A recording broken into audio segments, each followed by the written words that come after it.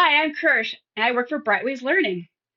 In this Rise Challenge Big Sky video, we're going to talk about investigating risk in your community. Now, when I talk about risk, we're talking about the possibility of natural disasters happening in your community. And natural disasters can be a few different things, especially in Montana. So let's look at the national map of the different kinds of risk that could happen. In Montana, as you can see from this map, in the in some parts of the state, we have a high risk for wildfire, but also flooding and severe storms. In some places, drought is also a natural disaster that has high risk. But it's not just looking at maps. It's great to start with maps and build a story of your community's risk and also potential preparedness for those risks. And in this video, I'm going to show a few different ways we can get different kinds of data you can pull together to really start building that story of your community. Now, there's basically two different kinds of data. There's quantitative data, which is numbers based, very measured things. And there's also qualitative data, which is more descriptive data, things that people just notice, they might report if they've seen. So we're going to look at different sources and ways to bring those kinds of data together to really get a visual and whole picture of your community's risk. I'm going to do that by using Arlene, Montana as a model. And so here I've used Google Map in the satellite view to see that community in context of where it is geographically. It's a beautiful place. If you've never been there, beautiful mountains, green, and beautiful waterways there. Lots of waterfowl, grizzly bears, great wildlife, and a wonderful community. Now, to tell the story, I went to the news media to see, gosh, has any natural disaster affected this community at any time fairly recently? And what I found is that there was actually a flood that happened just about 10 years ago in the community. And there were some really nice photos where they captured that flooding event. Now, flood is a natural disaster that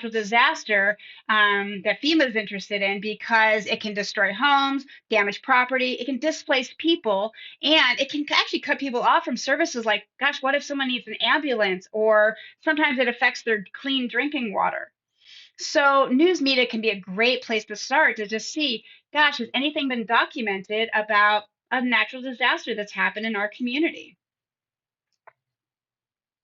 There's also a great online platform called Flood Factor that you can find online.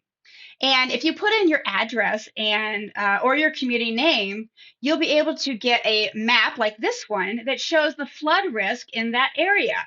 So the purple is the highest flood risk and deepest water that may happen, while the blue is lower flood risk and it would be more shallow compared to where the purple places are. And so that's a great way to just kind of see what areas specifically could be most affected or most likely to get flooding events.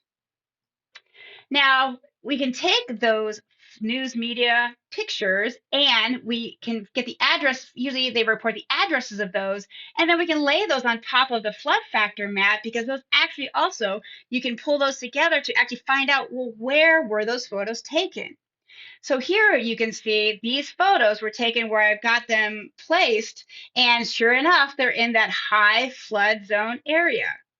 Now, the bottom half of this image is, you can see there's a chart, a graph, and that's where I got some quantitative data, that's stream flow data. It's stream flow data from the Jocko River that flows down into our Lee. And you can see by this map, you don't even need much detail. There's a really steep slope of where the water got really, really strong. That flow really increased significantly very fast. And so that's some quantitative data that you can see what happened, what time of year that led to this flooding event that helps tell the story of what happened. Now, wildfire can also be related to flooding events and flooding risk. And of course, it's its own risk, and that it'd be nice for people to be prepared for, because it can also destroy homes, destroy property, and injure people as well as among other effects. So the other thing about fire is it's also an online platform from the U.S. Forest Service called Wildfire Risk. Similar to Flood Factor, you can input your community's name and get a fire risk map, just like this one that I got for our Lee. Now, even if you might think, well, there's not a great direct wildfire problem here, and there may not be, but there you can see on the mountains on the east side of Arlee is a high wildfire risk. And the reason that matters as part of Arlee's story is because when you get wildfire and if you get a lot of vegetation taken away, if you get more rain, high rain, then the rain can come in, can't really doesn't really get stopped by much vegetation because it's now gone because of wildfire from before. It can lead to a lot more flooding down into the valley. And when that happens, you may get flash flooding and you can even get debris flow. And that means you got rocks and logs and just lots of stuff that might come through and really damage things. So that can be even more of a problem when if you have wildfire plus high water. Boy, you want to be prepared as possible for those things. So what else? How else can you survey and tell the story of your community? Well, just talk to people. You might have other community members, family, friends of family, school people. Who do you know has been affected maybe by any natural disasters in your community? And if they have been, what were their experiences specifically? How were they prepared for them, or not as prepared as they wish they were? Your community themselves may also be prepared for them in some way. Culverts, for example, under your streets to divert water away from roadways are one example of how they may be prepared for things like high water and flooding risk. But what else? Think about looking at your community is another survey that you can do to really start telling the story of how there might be preparedness in your community. And certainly city officials, tribal councils, other like professionals in your county, they may also be great resources to talk to see what they know about your community story of risk and preparedness for natural disaster. So as we talked about different kinds of surveys and inventories, there's a bunch of different ways you can go about it. We talked about surveying people, right? Communities, peers, people at the school.